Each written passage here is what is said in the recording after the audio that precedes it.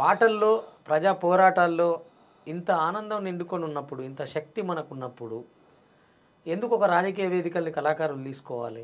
అంటే రాజకీయ వ్యక్తి ఎట్లయిపోతుందంటే ఇప్పుడు ఇప్పుడు గద్దరన్న తీసుకోండి. గద్దరన్న కూడా బుల్లెట్ ద్వారా రాదు, ఖచ్చితంగా ఓటు ద్వారానే వస్తుందని చెప్పి ఏదో బాబాసాహెబ్ అంబేద్కర్ గారు చెప్పిండ్రో అంతమంది మహానుభావుడే రాజకీయాల వైపు రమ్మని చెప్పినప్పుడు మనం కొట్లాడతాము చేస్తాము. కానీ అటు బుల్లెట్టా ఇటు ఓటా బ్యాలెట్టా నిర్ణయించుకోమని చెప్పిండు. అంబేద్కర్ ఏమన్నాడు బ్యాలెట్ అని చెప్పిండు. అవును. మరి బుల్లెట్ల వైపు వెళ్ళిన వాళ్ళు కూడా బ్యాలెట్ వైపు వచ్చిన వాళ్ళు ఉన్నాక కొంతమంది కూడా వాళ్ళను ఆదర్శంగా తీసుకుంటారు కదా. అనుభవంలోకి వెళ్తే ఇప్పుడు నువ్వైనా నేనైనా ఇన్ని ఉద్యమాలు చేసి అనుభవించి కూడా ఏమున్నది, ఖచ్చితంగా అక్కడ పోతేనే మనకి ఎంతో కొంత మనం ప్రజలకు సేవ చేయాలన్నా, ప్రజల నుండి మనం ప్రజలకు ఏది కావాలని మనం అందించాలన్నా కానీ మనకు ఖచ్చితంగా ఓటు ద్వారా రాజ్యాధికారం ఉండాలి. రాజ్యాధికారంలో ఒక పవర్ ఉంటే, మన చేతిలో ఒక అధికారం ఉంటే మనం పేద ప్రజలకు సహాయం చేయగలుగుతాం. మన చేతిలో ఏం లేనప్పుడు వాట్ వి ఆర్ డు అంటే సేమ్ థింగ్ ఇంకొకటి ఉంటుందండి ఇక్కడ. ఇప్పుడు ఆవేశంగా అంటే ఇప్పుడున్న కాలానికి ఇప్పుడు మాట్లాడతాం గట్టిగా, ఒక 10 ఏళ్ళ తర్వాత ఆ పరిస్థితి ఉండదు.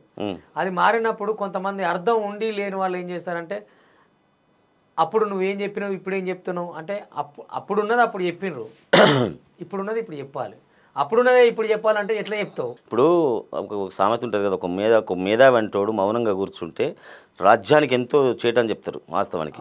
ఇప్పుడు మనలాంటి వాళ్ళే రాజ్యాధికారంలో లేకుంటే, చట్టసభలో లేకుంటే చదువుకోనోడు, రౌడీలు, దొంగలు, కూనీ చేసేటోళ్ళు అందరూ పోయి చట్టసభలు ఉంటే ప్రజాస్వామ్యం ఎట్లుంటుంది? ఇంకా మరి కాంగ్రెస్ పార్టీ ఏమాత్రం న్యాయం చేస్తుందని నమ్ముతున్నారు? కాంగ్రెస్ పార్టీ ఇప్పటి నుంచి కాదు, ఇందిరమ్మ పాలన నుంచి మొదలుకోండి, రాజీవ్ గాంధీ నుంచి మొదలుకోండి, ఇప్పుడు మొన్న ఉన్న సోనియా గాంధీ నుంచి మొదలుకోండి, వాళ్ళు ఎప్పుడు కూడా అధికారం వైపు ఎప్పుడూ చూడలేదు.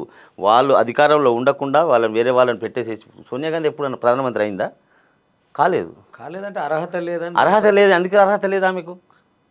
ఇప్పుడు మనకి ఎంత ఓటు హక్కు ఉంటే చాలు, అవును, ప్రధానమంత్రి కావచ్చు. కాదు ఆమెను అంటారు. ఇప్పుడు మన ఇండియన్ పౌరురాలు అయినప్పుడు, ఇండియన్ చేసుకున్నప్పుడు ఎందుకు ఆమె అనర్హురాలు అవుతుంది? కాకపోతే వీళ్ళు బట్టగాల్చి మీద వేయడం తప్ప వేరేది ఏం లేదు. ఇప్పుడు రాహుల్ గాంధీ కూడా మల్లికార్జున ఖార్గే గారిని పెట్టడం జరిగింది. అవును. ఇట్లా ఆ విధంగా వాళ్ళకు ధనదాహం ఏం లేదు. ఖచ్చితంగా ఇప్పటికి కూడా చూడండి, మీరు ఇందిరమ్మ పెట్టినటువంటి ఇండ్లే ఇప్పటి వరకు ఉన్నాయి. కానీ టీఆర్ఎస్ ప్రభుత్వం పెట్టిన డబుల్ బెడ్రూమ్లు ఎన్ని ఉన్నాయండి?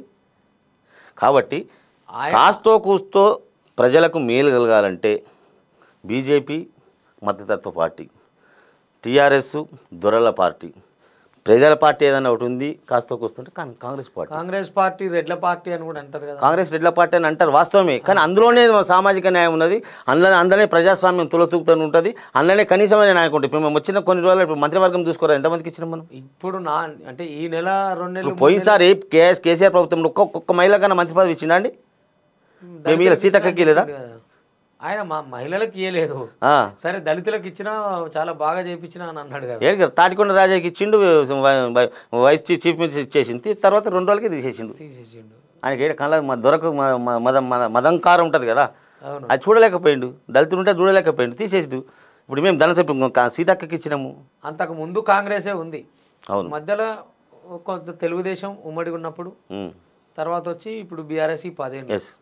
ఈ బీఆర్ఎస్ 10 ఏళ్ళ పాలనలో ప్రజలకు ఒరిగింది ఏం లేదంటారా? కళాకారునిగా కాకుండా బీఆర్ఎస్ పరిపాలనలో ఏం జరగకపోగా పుట్టిన ప్రతి బిడ్డ పేరు మీద 1,50,000 రూపాయల అప్పు మిగిలింది. మీరు చూడండి ఎక్కడ అభివృద్ధి చెందింది. చూడండి ఎక్కడ అభివృద్ధి చెందిందంటే కేసీఆర్ ఆస్తులు పెరిగినాయి, కేటీఆర్ ఆస్తులు పెరిగినాయి, హరీష్ రావు ఆస్తులు పెరిగినాయి, కవిత ఆస్తులు పెరిగినాయి, పల్లా రాజేశ్వరరెడ్డి ఆస్తులు పెరిగినాయి, అనురాగ్ యూనివర్సిటీ వచ్చింది, మల్లారెడ్డి పెరిగింది. వీళ్ళు ఆస్తులు పెరిగినాయి తప్ప కార్పొరేటర్లు అండి, కార్పొరేటర్లు ప్రజల మీద పడి దోచుక తిన్నారు మొన్నటిదాకా. ఒక్కొక్కటి ఒకవేళ ఇప్పుడు గెలిస్తే ఊర్లల్లో కూడా వీళ్ళు టోల్ ట్యాక్స్ వసూలు చేస్తున్నారు. నాకు తెలిసి ఊర్లోకి రావాలంటే టోల్ ట్యాక్స్ కట్టాలి, టీఆర్ఎస్ ట్యాక్స్ కట్టినాక రూపాయలు అందరూ వాళ్ళు అంత ఉండేదంట. ఇప్పుడు ఏది ఎక్కడ చెప్పండి మీరు? ఇప్పుడు చూడండి, ఉదాహరణ టీఆర్ఎస్ ప్రభుత్వ హయాంలో ఎన్ని కబ్జాలు అయినాయండి, ఎంతమంది ఇప్పుడు చూడండి, మన కేటీఆర్ గారే పోతాడు అమెరికాకి పోతాడు, ఆ కంపెనీ అంటాడు, ఈ కంపెనీ అంటాడు. ఏ కంపెనీలో ఎన్ని కంపెనీలు వచ్చినాయి?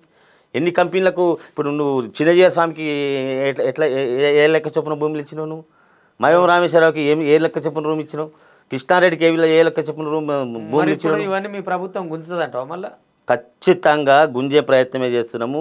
రేవంత్ అన్న అదే పని మీద ఉన్నాడు. ఖచ్చితంగా ఒకవైపు 6 పథకాలు అమలు చేస్తూనే ఖచ్చితంగా ఎవడెవడైతే దొంగలున్నారో చాలామంది అంటారండి, ఏమంటారు రమేష్ అన్న అంటే 6 పథకాలు ఎట్లా అమలు అవుతాయి, ఎందుకు అమలు కావు?